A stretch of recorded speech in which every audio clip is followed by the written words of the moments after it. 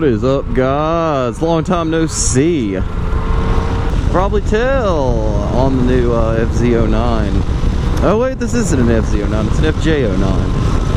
That's right. So I haven't done like a reveal video or anything, so surprise, here it is. But I've had it for about this coming Tuesday, it'll be 3 weeks. How many miles do I put on it? Oh yeah, I got all this trick display shit now. What do we got? 352 miles.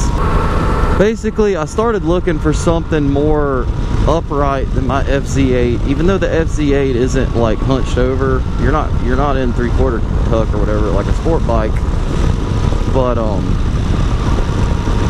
it just wasn't like, I don't take super long rides, but I'd like to have the option to carry stuff and, you know, whatever with my photography and stuff I like to do. I'm wanting to use this as kind of like a location vehicle. I wanted something more like the FJ09 over the FZ09 because it's a bigger motorcycle. Like, I'm not freakishly tall for an American, but I'm 6'1", and I have it's really weird. I have kind of like, I guess I have like the most average build, I swear, because I go, you know, when I go to buy pants, like my pant size, I wear like 36, 32s. They're like fucking sold out constantly. So riding in that, you know, it's not comfortable for me to be down like this. Plus, I'm used to riding dirt bikes. That's what I grew up on. So I wanted something more upright.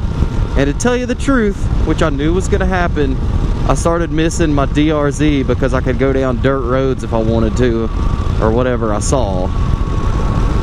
So I started missing the whole, like, a little bit more ground clearance and whatever. So this bike kind of fit perfectly into all the categories that I was looking for.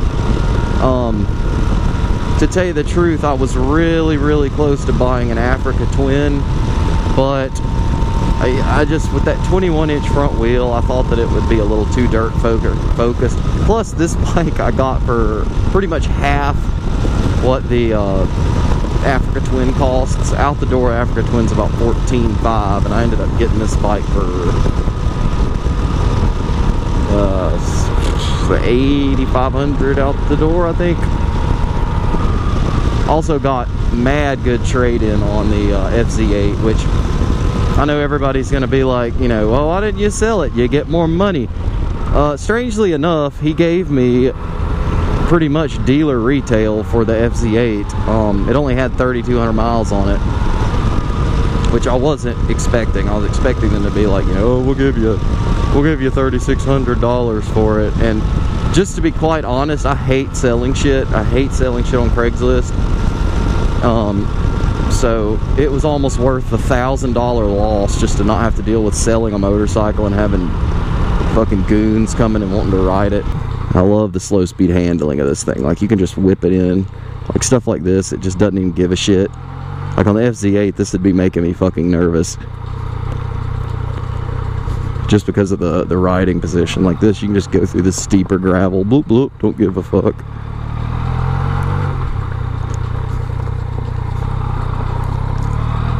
Now, even though this thing looks like an adventure bike, and a lot of people would classify it as an adventure bike, I don't consider this an adventure bike at all. This is pretty much, I mean, it has differences from the FZ09. The suspension is different. It's taller.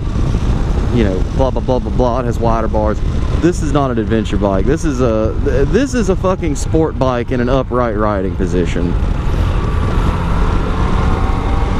Like this effing thing, I mean, good God. It's like, whoo, Jesus. This thing has some damn power. I mean, it's got, good God, it's got more torque than the FZ8 did. And I think it's got a little less horsepower, but it's, I swear it's faster. This thing, man, guys, the fucking triple in this thing. I see why everybody raves about this shit. It, like, good God. It just has torque, and it seems to pull the power all the way to red line, which is just, good God.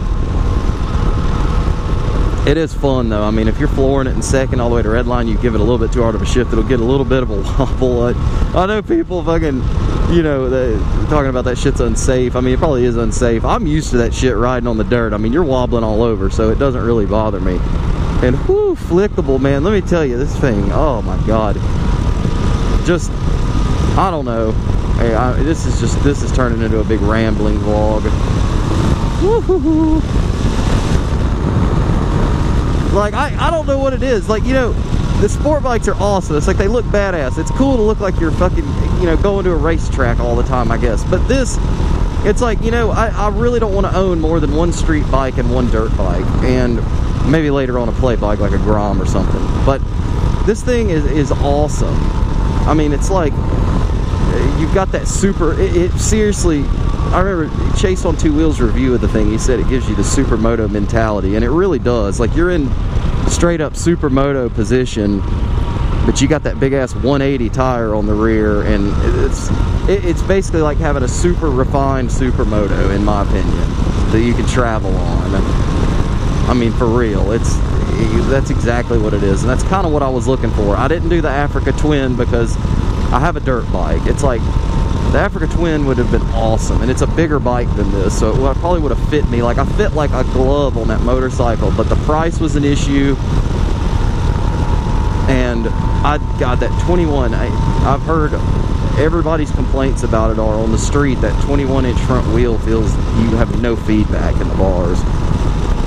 But this thing, man, I mean, you can just, woo, I mean, you can just flick this thing over. It's fun, oh my God. Now, the biggest con that I can say about this bike is one that most people don't know about before they buy it, but if you do some research on forums, you'll see people talking about it, is the wind issue. The stock windscreen, if you're 6 foot tall, now if you're like 5'6" and stuff like that, those people don't complain about it, but the buffeting from the stock windshield is awful.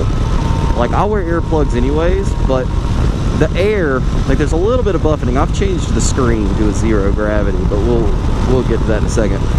So even though I like this thing, I did not want to put a big ass crazy touring screen on it and have it look goofy. So I started searching, you know, I noticed on the stock screen I could pull it down just a little bit and all the buffeting would go away. Because I started being like, you know, I was like, this thing shouldn't be louder in my face than the FZ8 was. It was naked. So I started looking around and doing some research, and I put this zero gravity double bubble on here. This is the short one. They make a touring screen too, and I think if me and my wife ever go camping or something on this thing, I'm gonna buy it. Because, I mean, you're going camping, who gives a shit? But I don't want some, I mean, that thing is tall. It's like, I don't want some stupid looking big ass windscreen on the thing all the time. I mean, I can deal with this wind. I mean, this is nice, but this thing helps a lot.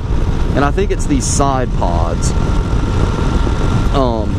Because with the stock windscreen, it comes in really close because of these hand guards, and it blows a lot of wind at you.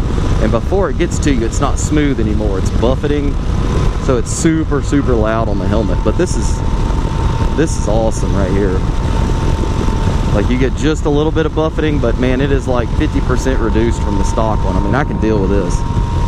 And having a windscreen, man, let me tell you, when I was getting frustrated, I was taking it off before, you know, I was taking it off to go ride it without it. And God, I remember being on a naked bike, man, it feels like you're about to get pushed off the back on the freeway. Like this, I have no wind right here where my hand is. Like, there is nothing. So I get a little bit on my chest and my shoulders, but not much.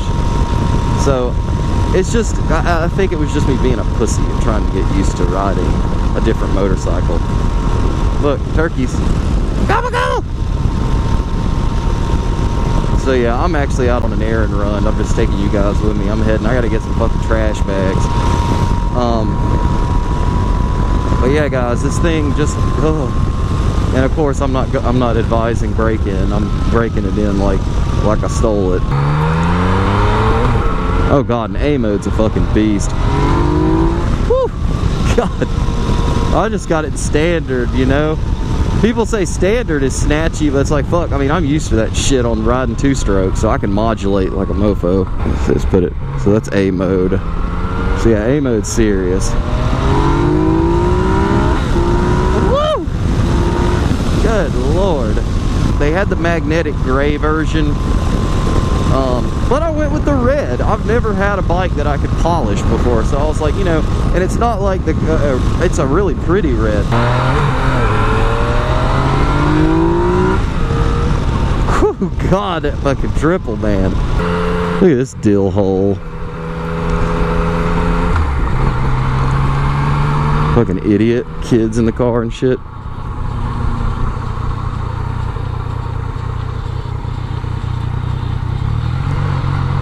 So yeah, guys, this has been a MotoMustard film. I'm changing the graphics again on my channel.